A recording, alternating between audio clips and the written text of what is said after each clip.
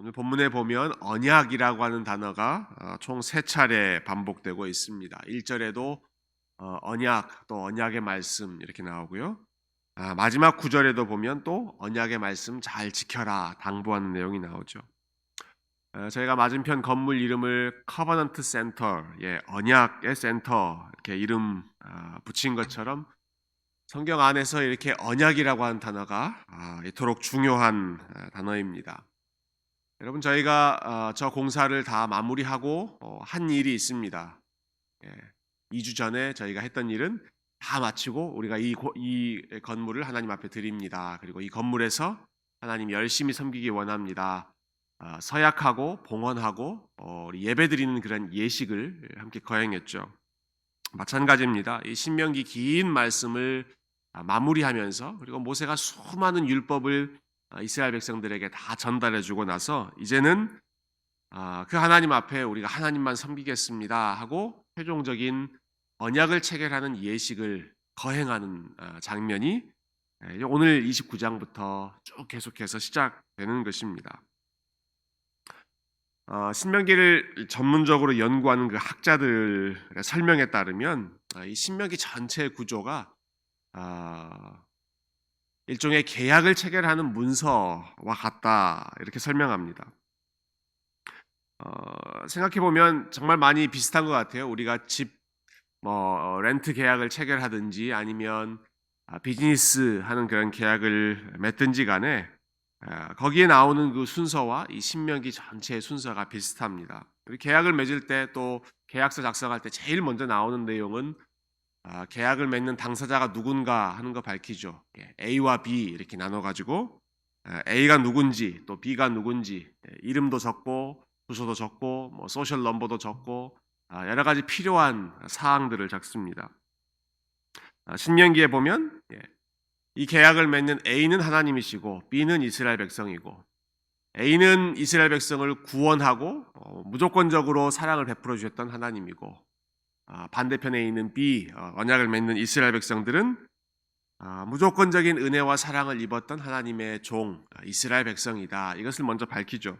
그리고 나면 이 계약을 맺는 두 당사자 간에 해야 할 일들을 세세하게 열거합니다. 아파트 계약 같으면 집 주인이 세입자에게 이러이러이러한 일들을 해줘야 한다.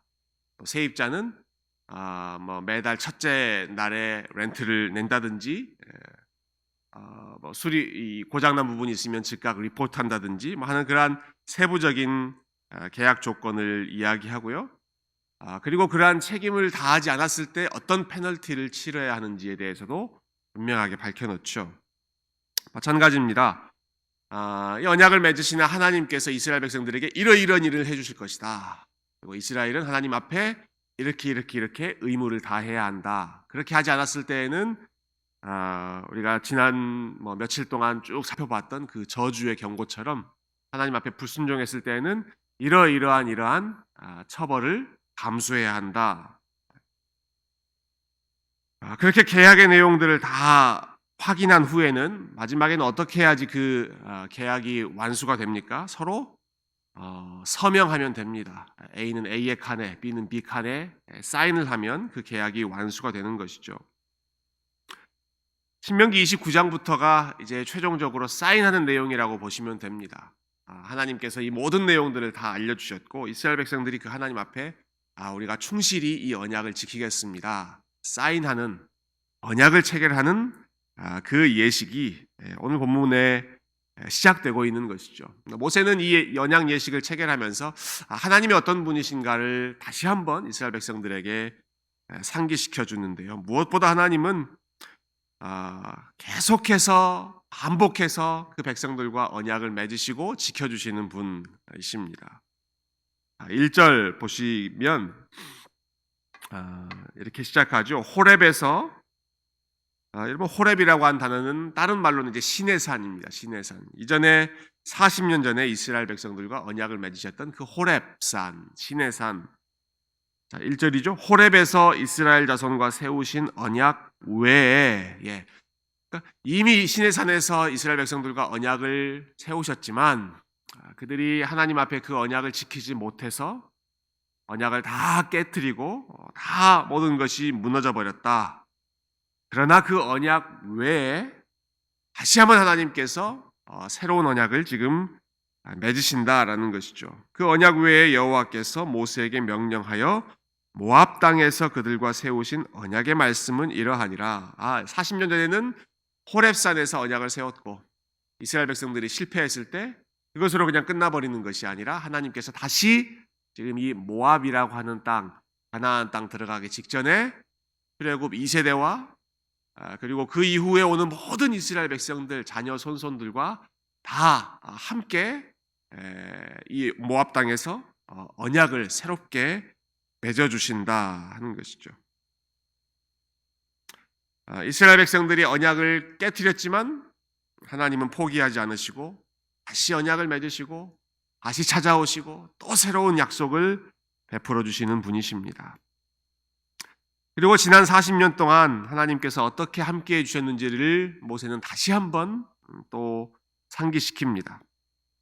한결같이 보호해 주시고 한결같이 동행해 주셨죠. 5절 우리가 앞에 8장에서도 나오는 내용이지만 다시 한번 또 반복합니다. 주께서 40년 동안 너희를 광야에서 인도하셨거니와 너희 몸에 옷이 낡아지지 아니하였고 너희 발에 신이 헤어지지 아니하였으며 40년 동안 옷 한 벌 또 신발 하나 가지고도 이렇게 부족함 없이 살았던 것 다시 한번 기억하게 해주시는 것이죠. 바로 이어지는 6절 역시도 마찬가지 내용입니다. 너희에게 떡도 먹지 못하며 포도주나 독주를 마시지 못하게 하셨음은 이 말은 좀 오해의 소지도 있습니다. 마치 하나님께서 떡도 먹지 못하게 하시고 포도주도 먹지 못하게 하신 것처럼 그렇게 이해되기 쉬운데 사실은 광야의 열악한 상황을 표현하는 것입니다.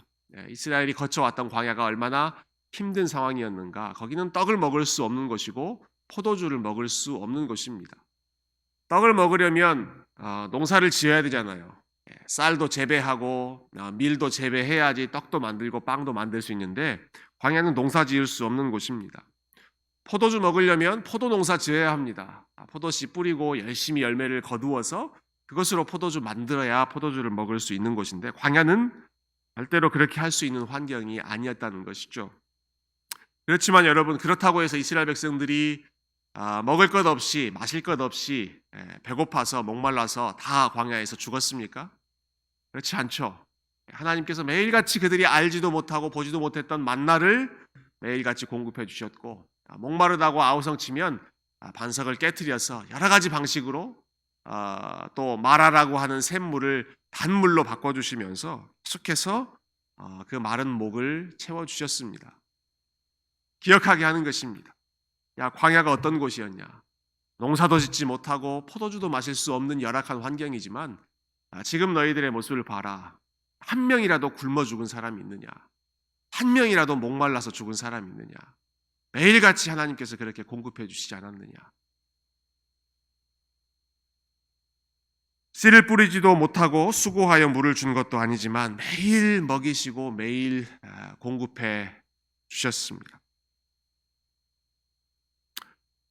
저희가 요 앞에 잔디를 새로 깔았고요. 또 몇 가지 채소 또 몇 가지 나무도 새로 깔았는데 요즘에 우리 장로님 굉장히 바쁘십니다. 매일 아침 저녁으로 오셔서 물을 주셔야 되거든요. 생각해보면 광야라고 하는 땅이 얼마나 척박한 땅입니까? 그런데 하나님이 매일 아침 점심 저녁 필요한 물로 필요한 양식으로 공급해 주셔서 그 메마른 땅이 마르지 않도록 이스라엘에게 필요한 것들을 한결같이 공급해 주셨던 것이죠. 그러면서 모세가 9절에 이렇게 결론 내리지 않습니까? 그런즉 너희는 그런즉이라고 하는 말은 무슨 말입니까? 그런즉 하나님께서 너희를 입히시고 먹이시고 물 주시고 모든 것들을 채워주셨은즉 그러므로 너희는 그 하나님만 기억하고 이 언약의 말씀을 지켜 행하라. 그리하면 너희가 하는 모든 일이 형통하리라. 40년간 광야에서도 부족함 없이 인도해 주셨던 그 하나님 믿고 지금 새롭게 맺는 이 언약 잘 지켜서 하나님만 믿고 걸어가면 하나님께서 너희들이 걷는 모든 걸음 가운데 형통함으로 채워주실 줄 믿는다. 하나님만 바라보고 걸어가자. 모세가 지금 이 언약의 말씀으로 이스라엘 백성들을 축복하고 있는 것이죠. 여러분, 이 말씀을 기억하면서 저희도 하나님을 다시 한번 기억하는 시간 되었으면 좋겠습니다. 지난 시간 하나님께서 우리를 어떻게 여기까지 인도해 오셨는지, 때로는 품에 안고 때로는 어깨에 메시고 어떻게 우리를 인도해 주셨는지, 어떻게 은혜로 여기까지 오게 해 주셨는지를 기억하고 어제나 오늘이나 내일이나 항상 동일하신 그 하나님께서 지금까지 우리의 발걸음 인도하신 것처럼 오늘도 내일도 앞으로도 하나님께서 가장 좋은 길로 인도하실 것을 의심하지 않고 오늘도 하나님 앞에 우리의 삶을 믿음으로 올려드리는 저와 여러분이 오늘 하루도 이 언약을 세우시고 언약을 신실하게 지키시는 하나님 안에 든든히 거하며 평안을 누리며 우리 하나님과 동행할 수 있는 그러한 귀한 언약 백성들의 삶이 다 되시기를 주님의 이름으로 축복드립니다. 함께 기도하겠습니다. 존귀하신 주님, 감사합니다. 40년 긴 광야 여정을 마치게 하시면서 하나님께서 복 주시고 인도하시고 보호하셨던 그 모든 세밀한 손길들을 다시 한번 기억하게 하시고 그 언약을 지키시는 하나님 믿고 또 새로운 길 믿음으로 걸어가자고 독려하며 축복하는 모세의 귀한 말씀들을 저희가 계속 나누고 있습니다.